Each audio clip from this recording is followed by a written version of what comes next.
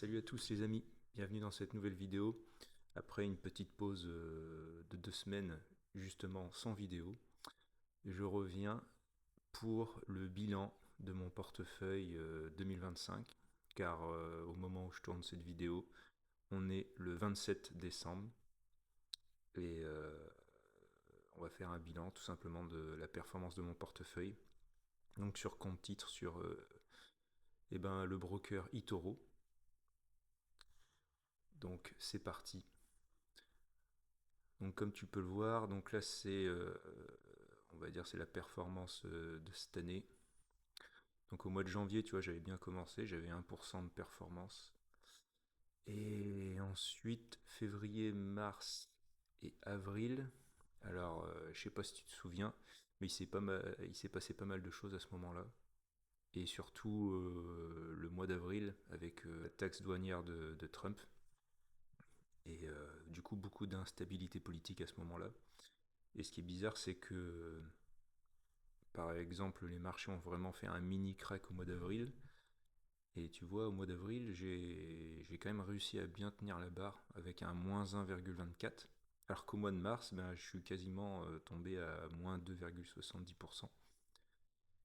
Et après, mai, donc j'ai pas mal performé, 4,25, juin 4,81, juillet 3,07, au mois d'août 4,58, septembre, donc là c'est le meilleur mois que j'ai fait cette année, donc c'est 5,86% de performance.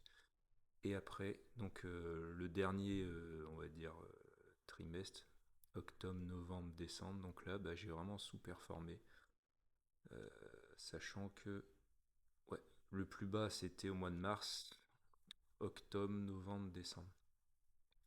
Et j'ai sous-performé à ce moment-là, et ben tout simplement c'est parce que c'est, comment je pourrais dire, j'ai investi beaucoup plus dans le Bitcoin, qui est beaucoup plus volatile.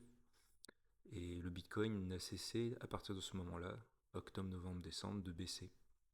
Après avoir fait son ATH. Et du coup, je fais de l'accumulation. Donc ça explique tout simplement cette performance. Donc ce mois-ci, bon, il n'est pas terminé, mois de décembre, mais bon, on va dire, j'ai quasiment rien fait. Mais par contre, j'ai fait une performance de 15,25% sur l'année, ce qui est plutôt correct. Comme tu peux le voir, au niveau des actions, enfin au niveau comment dire de la répartition de mon portefeuille, donc je suis à on va dire 87% en actions, 12% en crypto et 1,4% en ETF. Donc comme tu peux le voir, j'ai augmenté la partie crypto, tout simplement, j'ai envie d'être un peu plus investi dans le Bitcoin et un petit peu d'Ethereum, mais vraiment léger. Ensuite, les secteurs d'activité. En fait, je suis à 39,2% dans la technologie, donc en gros l'IA, tout ça. Je suis à 25% en industriel, 10% en consommation, 8,9% en matériaux et les 16%, c'est les autres cryptos et tout le reste.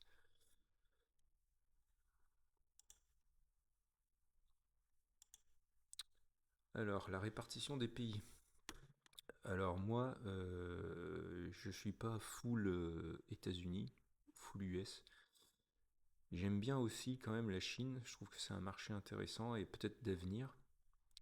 Donc je suis à, tu vois, comme tu peux le voir, à 37,8% sur les États-Unis, 32,7% en Chine, 15,9% au Norvège, 7% au Brésil et 6,5% les autres.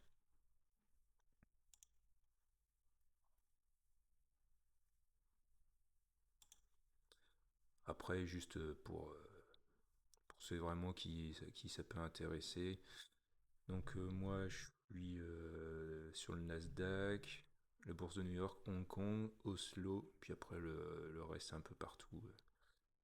Donc voilà. Donc comme tu peux le voir, on peut me comparer tout simplement mon portefeuille, euh, la performance qu'il a fait par rapport au S&P 500. Et alors moi, du coup, je suis le bleu clair. Et comme tu peux le voir quand même, sur une bonne partie de l'année, j'ai vraiment surperformé le S&P 500. Il y a un moment donné, j'étais monté à, je ne sais plus, vers 22% de rendement. Et après, bah, la fin de l'année, comme je t'ai expliqué, bah, je me suis beaucoup plus investi dans le Bitcoin et d'autres autres, comment dire, actions. Et du coup, j'ai perdu un peu de performance. Mais bon, en gros, ça reste kiff-kiff. Donc voilà. On peut se comparer aussi, par exemple au Bitcoin. Tu vas bien voir, et ben, que le Bitcoin il surperformait à un moment donné. Et puis bah, depuis la fin de l'année, bah, tu vois bien que bah, moi je suis quasiment à 16% de rendement et le Bitcoin est à moins 7%. Ce qui explique du coup ma stratégie d'accumulation du Bitcoin vu que le prix a baissé. Et j'espère, parce qu'on ne sait jamais, et ben que cette stratégie portera, comment dire, chance pour l'avenir. Donc le rendement du dividende, je suis à 4,88%. On peut même voir la répartition. Donc en janvier, j'ai 0,05% de mon portefeuille en dividende. Février 0,06. Bon, en gros, les mois les plus intéressants, c'est le mois de mars. Donc je suis à 1,05% de la valeur de mon portefeuille qui tombe. Au mois de mai, 1,03. Et mon meilleur mois en termes de dividendes, c'est le mois de septembre. J'ai 1,20% de dividendes qui tombent. Sachant que moi, je fais vraiment l'effet boule de neige, comme tu sais. Donc j'investis vraiment mes dividendes dans des actions ou crypto, voilà. Mais moi, je suis beaucoup plus action. Les cryptos, bon, c'est voilà, c'est reste 10% de mon portefeuille, c'est pas c'est juste niveau stratégique et d'essayer d'être le plus comment dire, diversifié, chercher le mot. Mon portefeuille. Alors je vais te montrer quelques actions que j'ai. Donc Google, je suis à 56% de rendement. Autoliner, on va dire que 7. Le Bitcoin, bah, comme je te disais, je suis à moins 17%. Xiaomi, bon bah, je suis à 1% alors que j'étais beaucoup plus haut avant. Nvidia, 37% de rendement. Alibaba, 10% de rendement. BYD. Et là, c'est pareil, ça explique aussi les derniers mois aussi de ma, comment dire, ma sous-performance, on va dire. La baisse de ma performance, du rendement, c'est BYD aussi, qui a vachement chuté. Donc là, je suis à moins 25%. Valley, donc je sais pas si ceux qui connaissent, c'est une entreprise, comment dire, qui s'occupe des matériaux, style métal, tout ça. Donc 24%, je sais pas si tu as vu aussi tout ce qui est métaux, l'or, le cuivre, l'acier, bah, ça a vachement augmenté. Donc du coup, j'ai bien performé aussi avec cette action. Amazon, je suis rentré récemment. Armour résidentiel, donc ça c'est un truc que j'ai fait au départ, donc ça fait partie des erreurs que j'ai faites. J'avais investi dans ces actions-là, parce qu'il y avait un dividende intéressant, et c'était de l'immobilier, donc c'est ce qu'on appelle une REIT, aux États-Unis, et je pense que dès que je pourrais tirer des bénéfices dessus, je pense que je la vendrai. MPC Container, donc 7% de rendement. China Petroleum, donc je suis à moins 8%, quasiment moins 9%. Donc c'est pareil, comme je te disais, je suis pas full US en investissement, j'aime bien aussi la Chine et je pense que dans les années à venir, dans les mois, ça va peut-être performer. Donc à voir si ma stratégie porte ses fruits plus tard. Apple 46%, Altria Group 30%, Barrick Mining, donc là c'est la plus belle performance que j'ai faite sur ce portefeuille, c'est Barrick Mining, donc je suis à 169% de rendement, tout simplement. Et ben, je me suis dit, il y a plus d'un an de ça, vu que l'or commençait à monter, je me suis dit, je vais aller directement à la source. Et le Barrick Mining Corps, C'est une minière aurifère, donc qui extrait de l'or. Et ouais, depuis ces dernières semaines, elle a vachement performé. Donc c'est ma plus belle action, plus belle performance de ce portefeuille.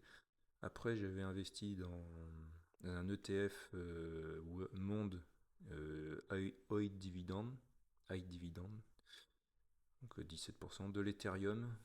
Donc bah là, je suis à moins 29%. Comme je te disais tout à l'heure, les cryptos ont vachement baissé. Realty Income, bon, je suis à 3% de rendement, c'est pas énorme. Realty Income, c'est comment dire, c'est une entreprise immobilière qui verse des dividendes mensuels. Après, j'avais investi comme ça, donc là, c'est vraiment les dernières, c'est des erreurs de, comment je pourrais dire, c'est des erreurs de ma part tout simplement. J'avais investi un peu des trucs exotiques. Donc le Dogecoin, moins 70%, ça fait mal. Mais bon, c'est des petites valeurs que j'ai mis. Et, Main Street Capital, donc c'est pareil, ça c'est des erreurs de débutants. Après, c'était Aurora Cannabis, donc moins 40%. C'est une société, comment dire, qui cultive le cannabis. Et j'avais investi tout simplement dans cette action car les États des États-Unis légalisent de plus en plus le cannabis, que ce soit pharmaceutique ou pour la conso. Et je me suis dit, bah, peut-être que dans quelques années, ça performera. Donc voilà. Par contre, c'est très très volatile. Il y a des fortes hausses et des fortes baisses. Donc là, ces derniers temps, ça a vachement baissé. Donc je suis à moins 40%. Donc voilà, le petit tour du portefeuille. Donc ensuite, euh, ça c'est mes allocations. Donc tout ce qui est, c'est comment dire, c'est un diagramme, un petit fromage. Cliquez sur les secteurs de diagramme ou les éléments ayant une légende pour explorer plus en détail.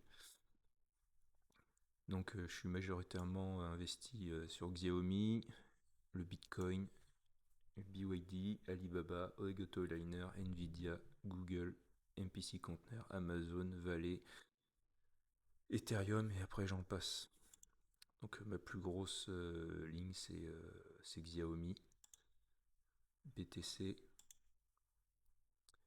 Donc ça c'est BYD, Alibaba, Oegoto Liner, Nvidia, Google, MPC Container, Amazon, Valley, Ethereum, Dodge, et puis voilà, après, c'est anecdotique.